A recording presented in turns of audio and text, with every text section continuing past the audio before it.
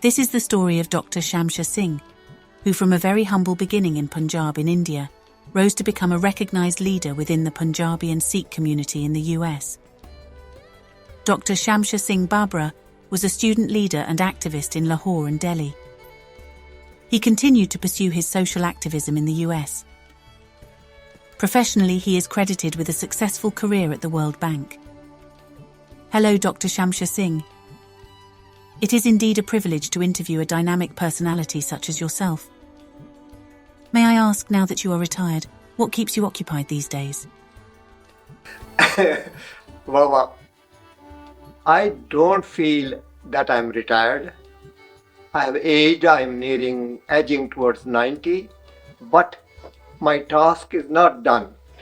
Guru Gobind Singh's lyric, De Shiva, in it he says, life is a battlefield, may I die fighting in life. And I want to die fighting and living it out. After I have retired from one task after the other, and my current tasks are writing my memoirs and attending to small family tasks or social tasks wherever I can be of any help. And that's how I am spending my time, and I will continue to do that. I pray that I continue to do that till my last breath. You have had a very fulfilling life, both socially and professionally. When you look back, what has been your most significant achievement? I am an economist by profession. I was the first Sikh to join the World Bank. I was conscious of that, the role that I owed to my community, and I pursued my work with passion and devotion. I became the first Indian Divine Chief in the World Bank, and then I participated in numerous international agreements and negotiations, including at the United Nations and the United Nations other organizations. And then after that, I became a policy advisor to the government of Ghana. For 3 years, I wrote the economic recovery program of the government and the budget of the government, which was a very difficult task because I was very new to the task. But I proudly did the budget, and the Ghana turned the corner. After completing that, I decided to give my time fully to my social side. While working in the World Bank, I founded the first Gurdwara in Washington, and then after that, purchased the land on the Embassy Row. But that Gurdwara had to be built. It required full-time energy and resources of my companions and friends who helped me in the process, and finally got that Gurdwara going on the Embassy Row. And that I feel very proud of it, that something, the seed of which had been planted much earlier, had materialized in my lifetime. Can you please tell us more about the Ghana assignment? In the early 80s, Ghana's economy was shattered because of successive coups and bloodshed in the country. And the government of Ghana, new government, approached the World Bank for help. And the World Bank, in response to that, assigned me as a policy advisor to the Minister for Finance. So I went there along with another assistant to Ghana, and there we prepared the first economic recovery program and the first budget. That proved to be successful. After that, we prepared the second and the third annual recovery program and the second and third budget also, which worked out very well. As the Ghana's economy came back into steady growth, I returned to the World Bank. Then I retired from there, and I took early retirement to devote the rest of my time and energy to social causes which were very dear to my heart. Dr. Singh, I believe socially you have been very active. Of all your social projects, which was your favorite one? After retirement, I devoted my energy to realize the dream of my life to build a Gurdwara on the Embassy Row. And for that, we got together a number of us. We took our time and resources into it. It took 10 years to make the plans, get them approved, fight a case against the opposition, and get the permits and break the ground in 1999, in same time as the 300th anniversary of the Khalsa Panth. Building a Gurudwara of this magnificence, and that too on the Embassy Row, was no small feat. How did you manage this, and what were your main challenges? The major task was putting the money together, and we approached a lot of people, and we got contributions, small and big, from various corners. But we did not go to the bank because if we had gone to the bank, then we would not have been able to maintain paying the installments, and also we were paying tax on the property, because we would not be able to get the tax exemption unless the Gurdwara was built. And so we marched very fast towards building the Gurdwara and breaking the ground, starting the construction, and putting money resources together. After groundbreaking, the real effort started. A group of us worked day and night with a lot of cooperation from every corner of the community. And it took 6 years to build the Gurdwara and get the permit. A lot of people were involved in this task with enthusiasm. They gave their time, energy to it, and in the names of those people are mentioned in the plaque which is on the Gurdwara there, and also wide support whose names come under the pioneers, who gave both money as well as the physical participation in it. It took 6 years to complete the building and get a permit. Actually, building was not completed fully, but we got the permit and started functioning as a Gurdwara, and it is from that day that we also got the tax exemption. From what you describe, building this Gurudwara was an arduous task. How did you even dream of this seemingly impossible project? After coming to the US and I started working at the embassy, one day sitting by the elephants, it happened to be a Friday, and I saw a lot of Muslims going to the mosque for prayers. And I felt in my heart, will a day come when the Sikhs also will have a place on the Embassy Row? And that dream became a passion, and that passion remained with me.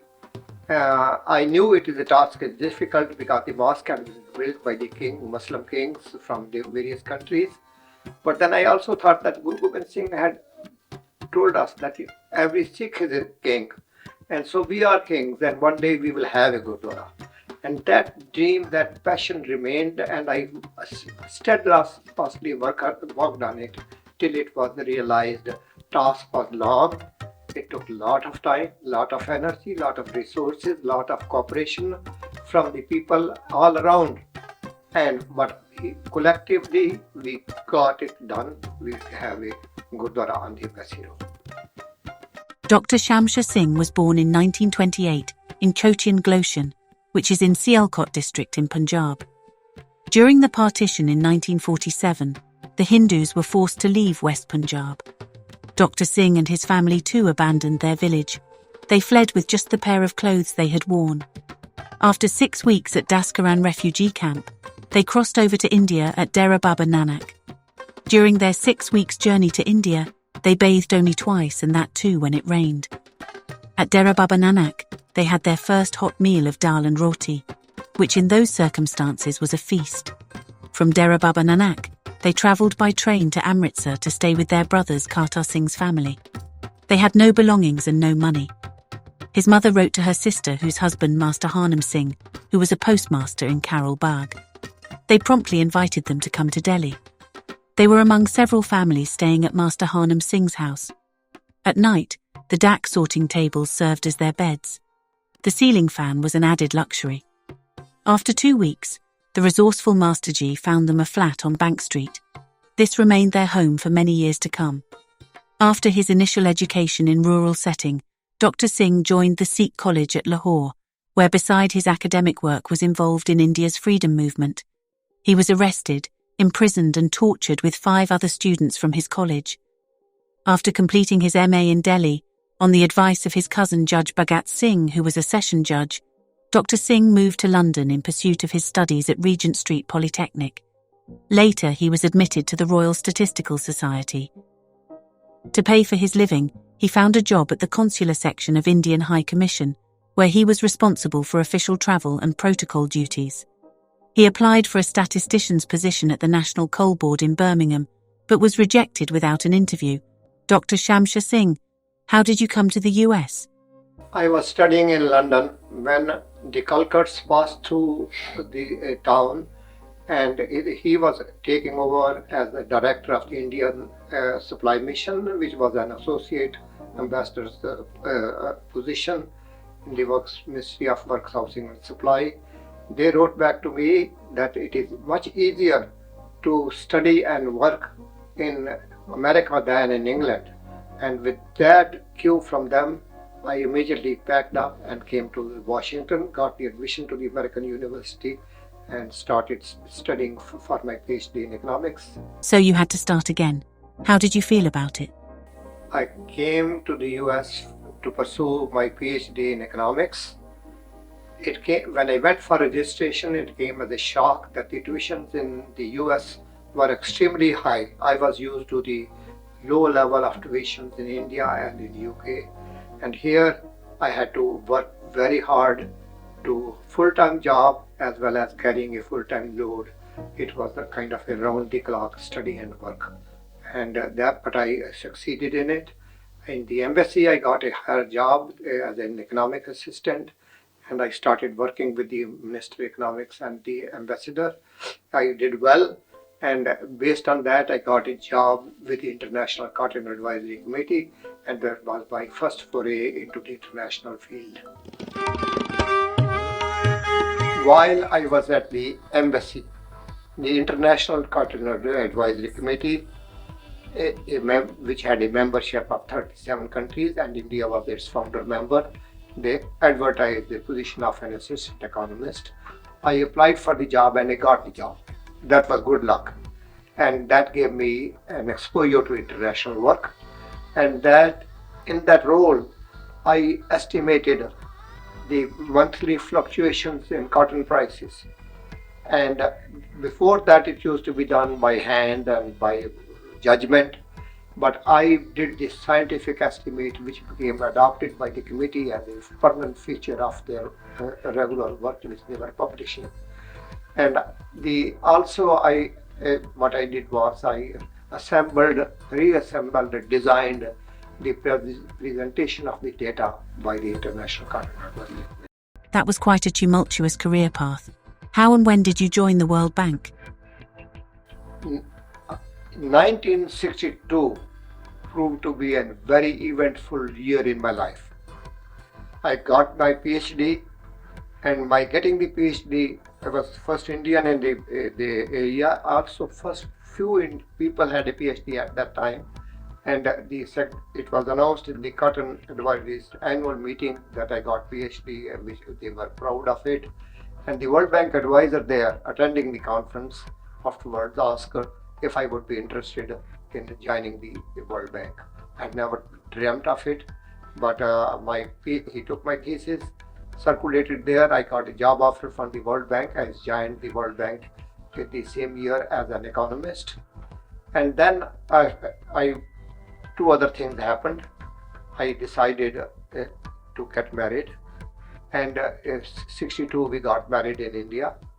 And also earlier, after getting the job in the World Bank, I bought a house also, and I was the first Sikh to own a house in Washington. And that house became a place of meeting of the Sikh young people who were their students, and a very enjoyable period of time, the 62 in my life. I believe you were the first Sikh to be hired by the World Bank. How did it feel to work with this multilateral elite organization?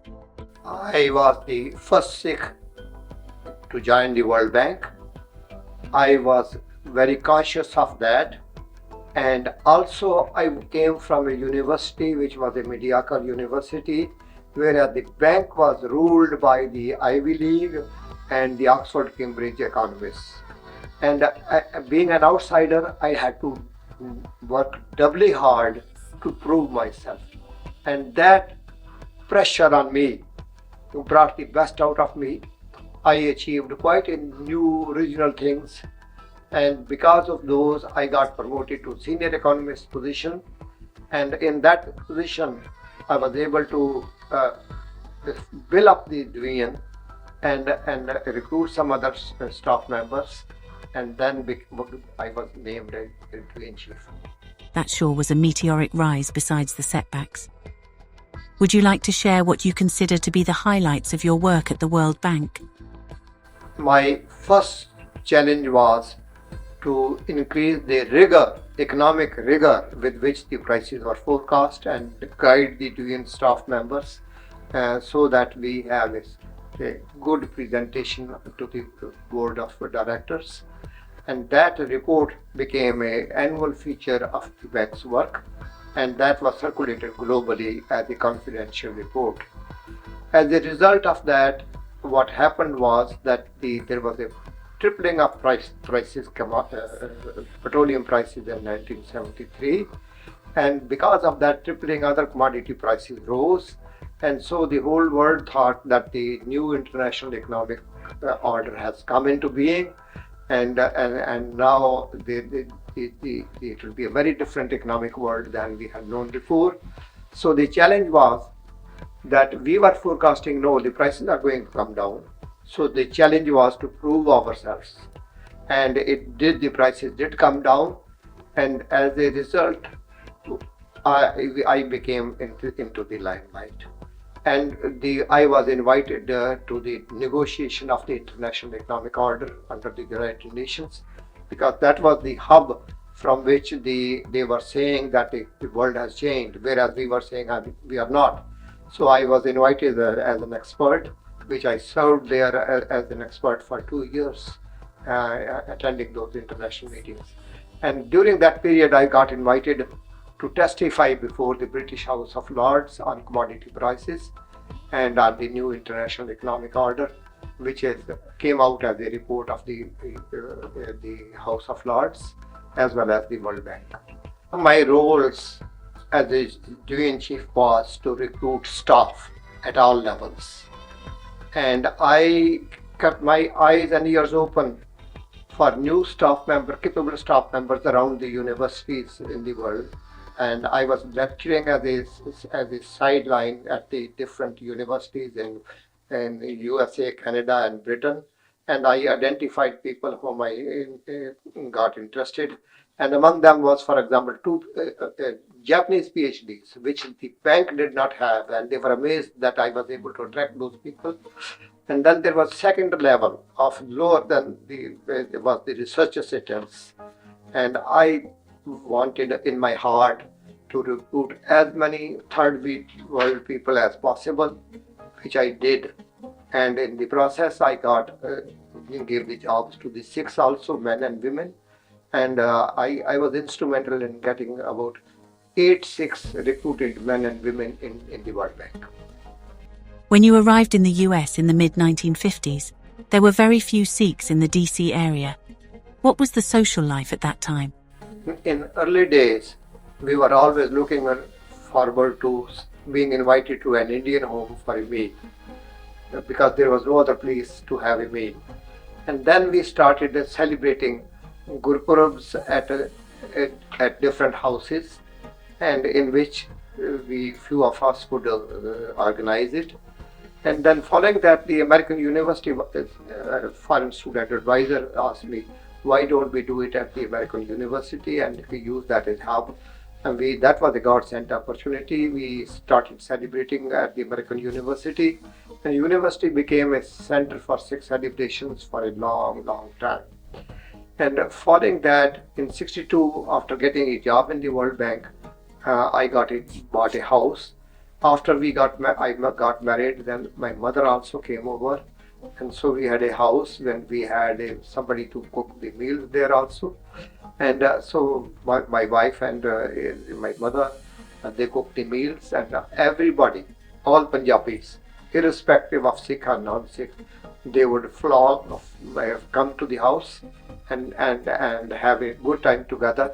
Somebody would sing, somebody would recite something, somebody would play, and otherwise have a big gup shop, and that became the center of the Sikh activity until we moved towards buying a Gurdwara. Wasn't there a Gurudwara on Military Road?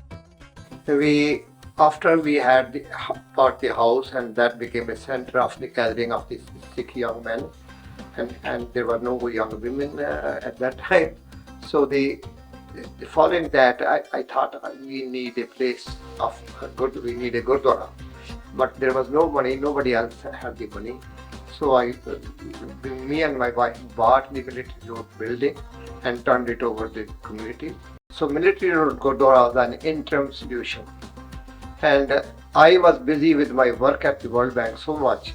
Surinder, my younger brother, he, and with the help of Baldev and Moni, ran the Gurdwara for more than 10 years.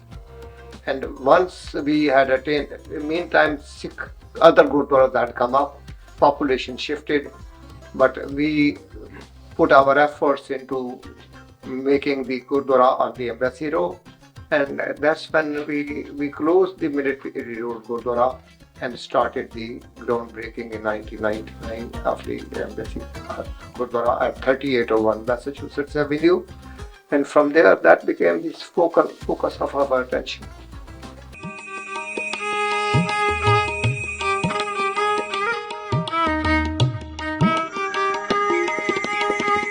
The Dr. Shamsher Singh and Margaret, they requested Nanak Singh Manku and me to design the building. We started in late 1999, and with all the hurdles, finally we got the permit, and the building we started in early 2000. During the permitting, they requested Surinder Singh Sangatpuri and Krati Lal Abrol for the structural design of the building, and some other beautiful souls who passed away. They also helped us. This Gurdwara would not taken any shape without Surinder Singh, which is our brother, and he started from Military Road till the construction started.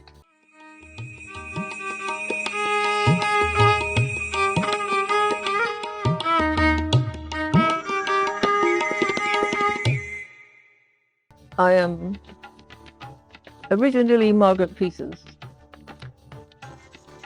which is what I was named when I met my husband, future husband, whom I met in the mid-50s in Washington, D.C.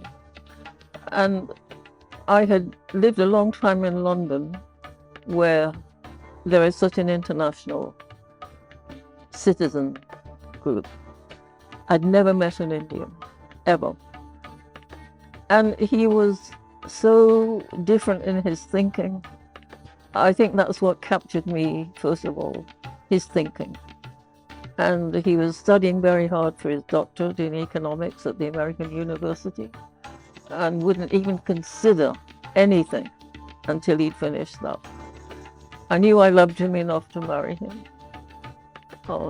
So I waited 5 long years, and finally he became a doctor, and he, not me or we, he decided we should get married in India, which blew me away. So I went ahead of him by 3 weeks to India, which I think was a good decision, because then I could meet his family on my terms, which I did. I took Amrit at the big Gurdwara in Delhi, Babra Nanak Sahib. And again, that was such an experience I'll never forget. I travelled everywhere in Punjab to meet his scattered family members. All of them very welcoming, curious. Some of them could speak English, some couldn't. That was a challenge. But if people care enough about you, they reach out to you. And they did. So we were married in Rajpura, a Sikh shadi in a temple. Lots of people. I sat there for 3 hours. I stole a look at the man sitting next to me to make sure, yes, he is the man I came to marry, because I was covered up. I've got so many memories that would take too long to relate. I think we're blessed. We're still living in the same house after so many years. As you get older, it's hard to put into words just exactly what's in your heart, but I think I feel I've grown as a person. I'm very grateful for all the experiences, adventures I had, visiting homes in India, humble or havelis.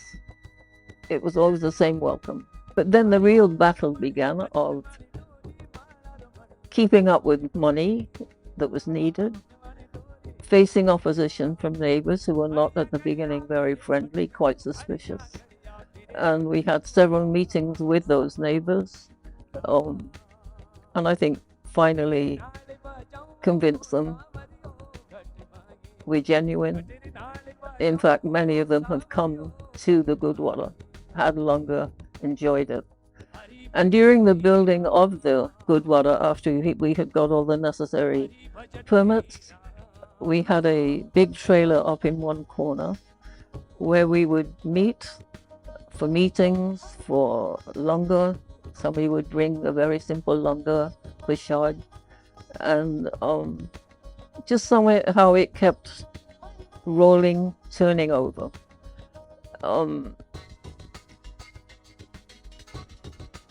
It's never easy, I think, to start something from scratch. And it really showed me the determination of a group of people, especially Sikhs. Once Sikhs get their teeth into something, they never let go. However long it takes, they'll do it. You can just rely on that. However long, they'll do it. And here we are, we've got this glorious Gurdwara. Dr. Sawhney, you now manage DC Gurudwara through your mother Jaswant Sawhney Trust. You know that this Gurudwara was established through the endeavours of Dr. Shamsher Singh. What has been your association with Dr. Shamsher Singh? We are all here today to pay respect and appreciate the work which was done by Sardar Shamsher Singh Babra and Babra family in construction, planning of this Gurdwara. When we all will be gone, this Gurdwara will be here, appreciating and praising the legacy of Sardar Shamsher Singh Babra and his family.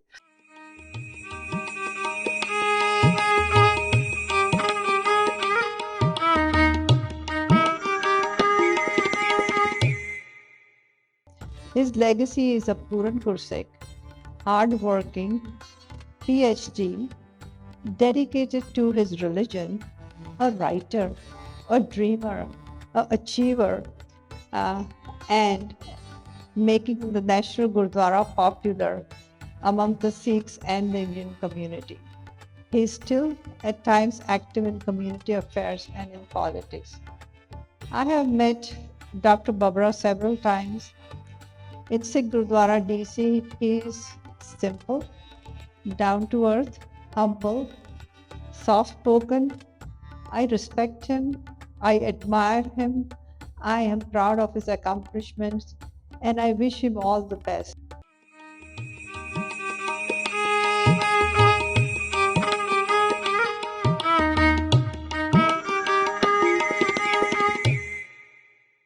ਇਹ ਸਥਾਨ doctor Shamsher Singh ਬਬਰਾ ਜਿਨ੍ਹਾਂ ਦੀ ਬਹੁਤ ਵੱਡੀ ਦੇਣ ਹੈ ਇਸ ਕੇਵਲ ਥਾਂ ਨੂੰ ਹੀ ਨਹੀਂ ਬਲਕਿ ਇਸ ਮੈਟਰੋਪੋਲੀਟਨ ਏਰੀਆ ਦੇ ਵਿੱਚ ਸਭ ਤੋਂ ਪਹਿਲੇ ਸਿੱਖ ਜੋ ਵਰਲਡ ਬੈਂਕ ਦੇ ਜੋ ਚੀਫ ਬਣ ਕੇ ਆਏ ਇੱਥੇ, ਲੰਬਾ ਸਮਾਂ ਆਪਣਾ ਜੀਵਨ ਇੱਥੇ ਗੁਜ਼ਾਰਿਆ, ਜਿਨ੍ਹਾਂ ਦੇ ਮਨ ਵਿੱਚ ਇੱਕ ਸੁਪਨਾ ਸੀ ਕਿ ਇਹ ਵਾਸ਼ਿੰਗਟਨ ਡੀਸੀ ਦੇ ਵਿੱਚ ਜੋ ਮੈਸ ਐਵਨਿਊ ਹੈ, ਜਿੱਥੇ ਸਾਰੇ ਮੁਲਕਾਂ ਦੀਆਂ ਅੰਬੈਸੀਆਂ ਨੇ, ਉਸ ਰੋਡ ਦੇ ਉੱਪਰ, ਉਸ ਐਵਨਿਊ ਦੇ ਉੱਪਰ ਸਾਡਾ ਗੁਰਦੁਆਰਾ ਹੋਵੇ ਤਾਂ ਕਿ ਗੁਰੂ ਨਾਨਕ ਦਾ ਝੰਡਾ ਜਿਹੜਾ ਹਮੇਸ਼ਾ ਇੱਥੇ ਝੁਲਦਾ ਰਹੇ। ਸੋ ਉਹਨਾਂ ਨੇ ਇਹ ਸੁਪਨਾ ਲੈ ਕੇ ਇਹ ਜੋ ਗੁਰਦੁਆਰਾ ਸਾਹਿਬ ਉਸਾਰਿਆ, ਅਤੇ ਇਸ ਗੁਰਦੁਆਰੇ ਦੇ ਵਿੱਚ ਸਾਨੂੰ ਉਹਨਾਂ ਨੇ ਸੇਵਾ ਕਰਨ ਦਾ ਸੁਭਾਗ ਬਖਸ਼ਿਸ਼ ਕੀਤਾ। ਸੋ ਡਾਕਟਰ ਸ਼ਮਸ਼ੇਰ ਸਿੰਘ ਇੱਕ ਬੜੀ ਐਸੀ ਹਸਤੀ ਹਨ ਕਿ ਜਿਨ੍ਹਾਂ ਨੇ ਇਸ ਇਲਾਕੇ ਦੇ ਵਿੱਚ ਦਸਤਾਰ ਨੂੰ ਕਦੇ ਕੰਪਰੋਮਾਈਜ਼ ਨਹੀਂ ਕੀਤਾ ਕਿ ਮੈਂ ਦਸਤਾਰ ਉਤਾਰ ਕੇ ਜਾਂ ਕੇਸ ਕੱਟ ਕੇ ਆਪਣੇ ਆਪ ਨੂੰ ਮੈਂ ਅੱਗੇ ਵਧਾ ਲਵਾਂ। ਉਹਨਾਂ ਨੇ ਹਮੇਸ਼ਾ ਸਿੱਖੀ ਦੇ ਨਾਲ ਪਿਆਰ ਅਤੇ ਸਿੱਖੀ ਸਰੂਪ ਦੇ ਵਿੱਚ ਰਹਿ ਕੇ ਇੱਥੇ ਇਸ ਇਲਾਕੇ ਦੇ ਵਿੱਚ ਵਿਚਰੇ, ਅੱਜ ਵੀ ਸਾਡੇ ਵਿੱਚ ਮੌਜੂਦ ਨੇ। ਬੇਸ਼ੱਕ ਬਜ਼ੁਰਗ ਹੋ ਗਏ ਨੇ, ਪਰ ਅੱਜ ਵੀ ਉਹਨਾਂ ਦੀ ਬੋਲਬਾਣੀ ਜਿਹੜੀ ਹੈ ਬੜੀ ਚੜ੍ਹਦੀ ਕਲਾ ਵਾਲੀ ਹੈ। ਸੋ ਇਸ ਗੁਰਦੁਆਰਾ ਸਾਹਿਬ ਦੇ ਲਈ ਉਹਨਾਂ ਦੀ ਬਹੁਤ ਵੱਡੀ ਦੇਣ ਹੈ, ਅਤੇ ਮੈਂ ਵਾਹਿਗੁਰੂ ਅੱਗੇ ਅਰਦਾਸ ਕਰਦਾ ਹਾਂ ਕਿ ਸਤਿਗੁਰੂ ਉਹਨਾਂ ਨੂੰ ਤੰਦਰੁਸਤੀ, ਸਿਹਤ ਅਤੇ ਲੰਬੀ ਉਮਰ ਬਖਸ਼ਿਸ਼ ਕਰੇ। ਵਾਹਿਗੁਰੂ ਜੀ ਕਾ ਖਾਲਸਾ, ਵਾਹਿਗੁਰੂ ਜੀ। ਖਾਲਸਾ ਰਹੇ ਨਿਆਰਾ ਤਬ ਲਗ ਤੇ